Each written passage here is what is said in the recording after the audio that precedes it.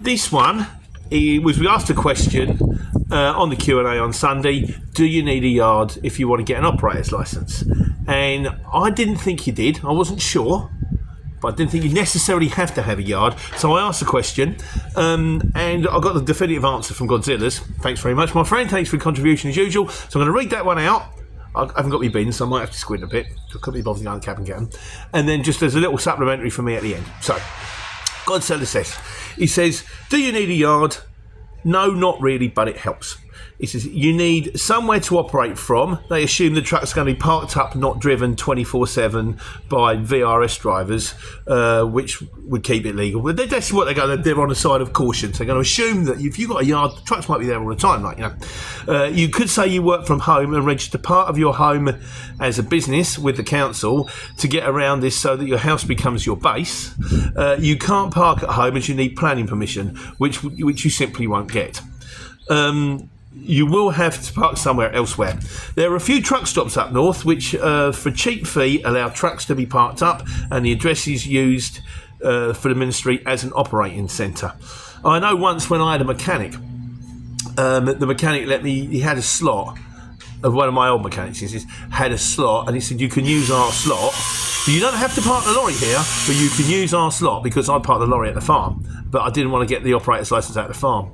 Well, did I? I might have done anyway. But he said, you can use it. He said, the thing is, if you use our slot, our parking space, we lose the parking space. We can't use it again. So if you do take this, you've got to do the mechanics with us.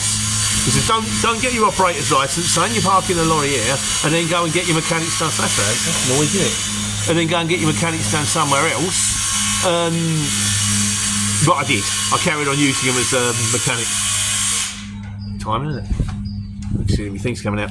There are a few trucks with she's not break centre. They are simply a cafe with a bit of land around them. For £100 a month, you can come and go as you please. Plus, they will collect your letters for you.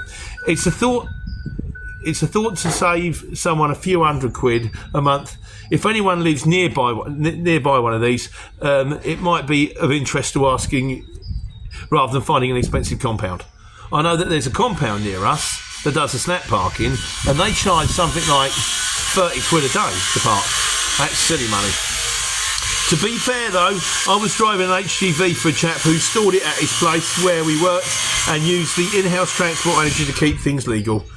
That was the best by far, the best setup I've ever come across. So there you go. The thing is, I might get out of the way of that noisy thing.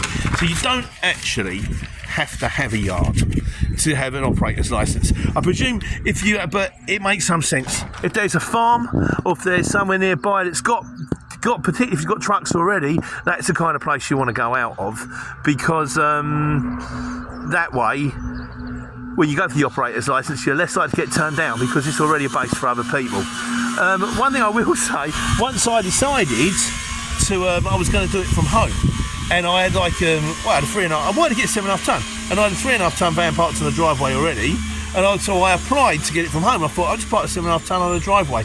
The amount of letters I got from local residents saying, it's going to pollute the school, noise, many lorries, noisy, first thing in the morning. It was a shocker.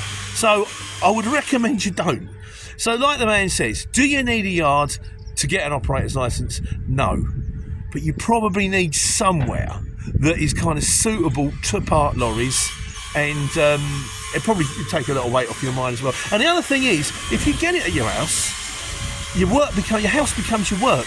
It's always kind of work. If it's just a little bit further, 5 minutes away on a car, on a bike, suddenly the two are separate, and that's better. So I hope that helps. I hope that noise wasn't too loud. If I play this back and it's too loud, it won't go out.